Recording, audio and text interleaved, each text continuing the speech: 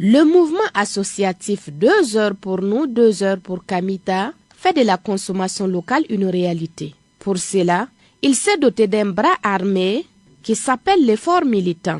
Un concept cher au secrétaire général Lianwe Serge Bayala. Nous avons créé un concept qui est l'effort militant.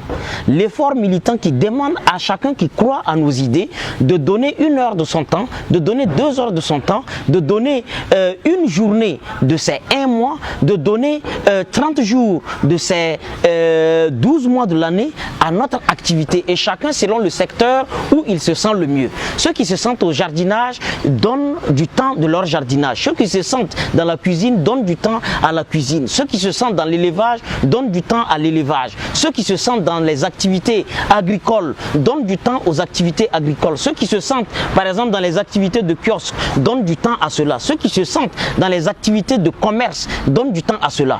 Et vous voyez, la magie de tout cela, c'est que tout cela mis ensemble permet à chacun de nos membres d'expérimenter ou d'éprouver sa propre capacité par rapport à ses choix d'activité. Et comme c'est l'effort militant qu'ils investissent, donc on n'a plus la barrière d'avoir de l'argent. Avoir l'argent est remplacé par l'énergie et la compétence de chacun.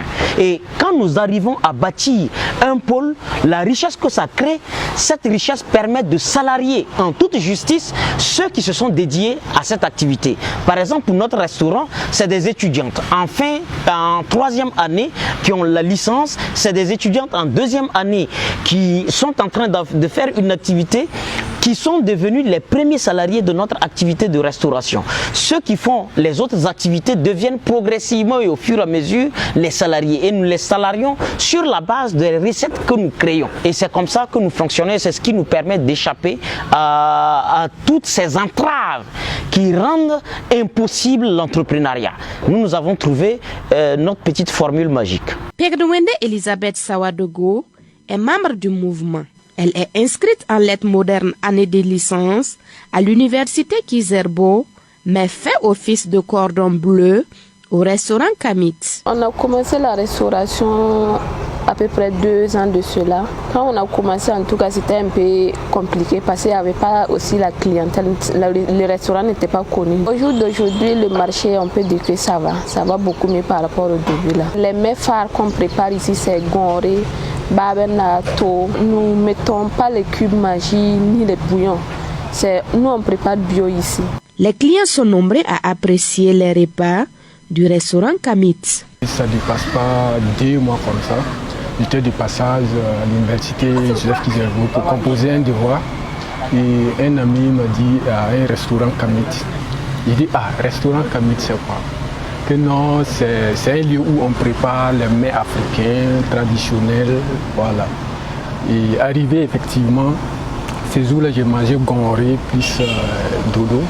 En tout cas, j'ai apprécié tout ce qu'on prépare ici. Et d'ailleurs, même quand vous mangez, il n'y a pas que magie, il n'y a pas, en tout cas, beaucoup de choses. Je suis tiré dans la ville pour manger, c'est les assiettes là. Mais quand tu viens ici pour manger, c'est avec les plats traditionnels, quoi. Donc, ça me plaît beaucoup. Les Kamit font aussi l'agriculture, ce qui leur permet d'alimenter les restaurants en produits locaux biologiques. Un champ de 6 hectares existe à Kion, dans la zone de Koudougou. Le champ est à 140 km de Ouagadougou. Toute saison pluvieuse, nous partons avec les parents au village, nous nous attendons et nous avons une coopérative.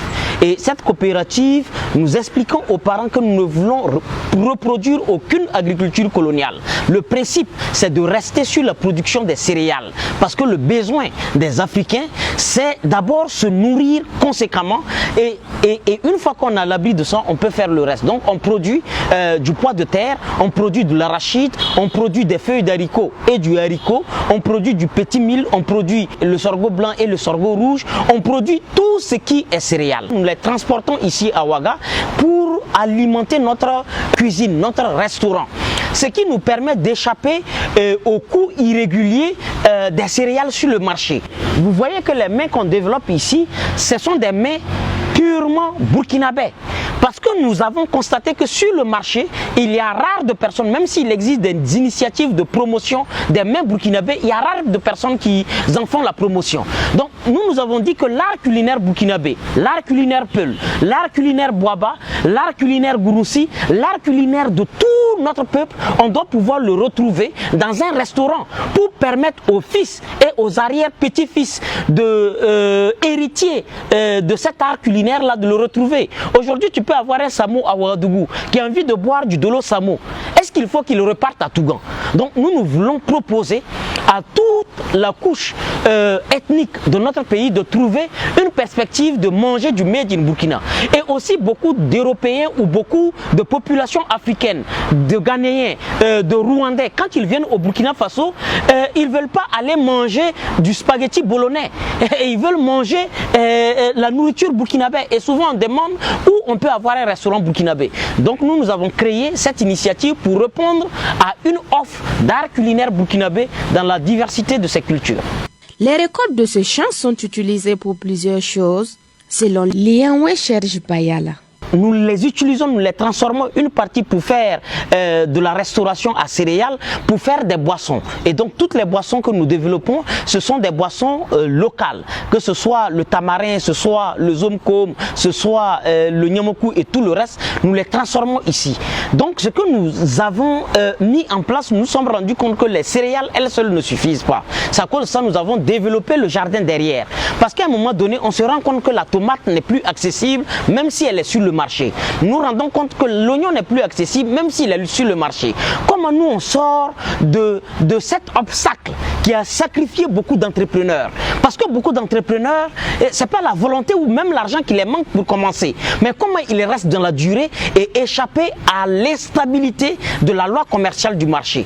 Et beaucoup d'entrepreneurs ayant été sacrifiés par le non-contrôle et la mesure du risque, nous avons résolu la mesure du risque en faisant en sorte que si nous allons dépendre des céréales ou des légumes sur le marché, que ce soit de façon partielle. En ce moment, par exemple, nous dépendons en partie de la disponibilité sur le marché parce que les légumes qu'on avait produits, les tomates, les feuilles de banambourou et tout le reste, nous sommes en fin de saison jardinière. Nous sommes en train de reprendre. Quand vous regardez, vous voyez qu'on est en train de sarcler et on va recommencer l'activité. Mais déjà, nous avons au moins 60% de souveraineté en ce qui concerne la fourniture des légumes. En plus de l'agriculture, les Kamites font de l'élevage de poulets locaux à partir des frais d'adhésion en nature des membres. Dans les lois d'adhésion, dans les articles d'adhésion de nos membres, nous disons que chaque membre doit payer 5 000 pour adhérer. Et il a une cotisation annuelle de 10 000. Mais pour les 5 000 d'adhésion, nous disons à chaque membre, en lieu et place de venir nous donner de l'argent direct, parce que l'argent là, on va utiliser pour faire des activités. Donc on lui dit, envoie par exemple un poulet, ou envoie par exemple du mil. Et donc le poulet que la plupart envoient, c'est avec ces poulets qu'on fait l'élevage. Donc pour avoir les poulets, le capital pour démarrer l'activité, nous n'avons pas besoin d'argent, nous avons besoin simplement d'un militant, d'un futur militant convaincu qui envoie son poulet et c'est ce poulet que nous utilisons. Et ces poulets-là, nous devons les nourrir. Mais pour les nourrir, nous savons que sur le marché, il faut aller acheter le foin, il faut aller acheter les aliments. Et les aliments coûtent souvent cher. Mais nous sommes pauvres, nous n'avons rien. Nous n'avons pas du matériel, nous n'avons pas du financier cash pour aller sur le marché. Mais nous ne sommes pas pauvres spirituellement, nous ne sommes pas pauvres mentalement ou intellectuellement. Donc nous utilisons nos capacités intellectuelles pour contourner la nécessité de l'argent. Et donc nous savons que nous faisons une activité de restauration. Donc au lieu de prendre les restes pour aller mettre dans des poubelles, nous prenons les restes, nous essayons de les composer en aliments pour poulets. Et c'est ce que nous donnons à nos poulets. Et nous sécrétons par l'activité agricole un système d'asticot par la pourriture.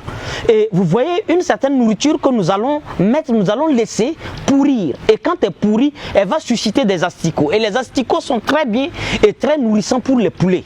Donc ils vont manger les asticots pour les poulets qui souhaitent. Pour les poulets aussi qui souhaitent ne pas manger des asticots, ils peuvent avoir les restes des nourritures. L'agriculture étant bio, les Kamites utilisent le compost plutôt que l'engrais chimique. L'ensemble des déchets que nous produisons par l'élevage, les déchets que nous produisons par la cuisine, les déchets que nous-mêmes nous produisons en jetant un certain nombre d'ordures. Vous voyez qu'on a séquencé les ordures. Il y a les ordures dures, telles les plastiques et ainsi de suite, et les ordures liées au feuillage, liées aux saletés, liées au carton, liées à la nourriture que nous transformons en compost. Et avant, par exemple, de s'aimer quelque chose sur la terre, nous préparons la terre, nous la sarclons, nous la remuons conséquemment et nous prenons le compost que nous avons créé qui est juste derrière vous, nous mélangeons à cette terre-là, nous sarclons et nous mélangeons ce sable-là ensemble et maintenant nous arrosons pendant au moins une semaine ou pendant 2 semaines pour que le compost et la terre s'adhèrent et lorsqu'ils sont adhérés, là maintenant on remue cette terre-là et puis maintenant on sème et quand on sème par le petit phénomène d'arrosage, la plante sort, elle sort gaie et elle nous rassure de fruits de bonne qualité et de fruits qui ne nuisent pas à notre santé parce que ces fruits-là n'ont pas été produits avec des engrais chimiques, avec des pesticides. Et nous échappons à cette loi du marché presque criminelle parce que quand vous utilisez les pesticides, vous allez non seulement détruire la terre et l'écosystème, mais vous allez porter atteinte directe à la vie. Et pour échapper à cela, nous faisons simplement le sacrifice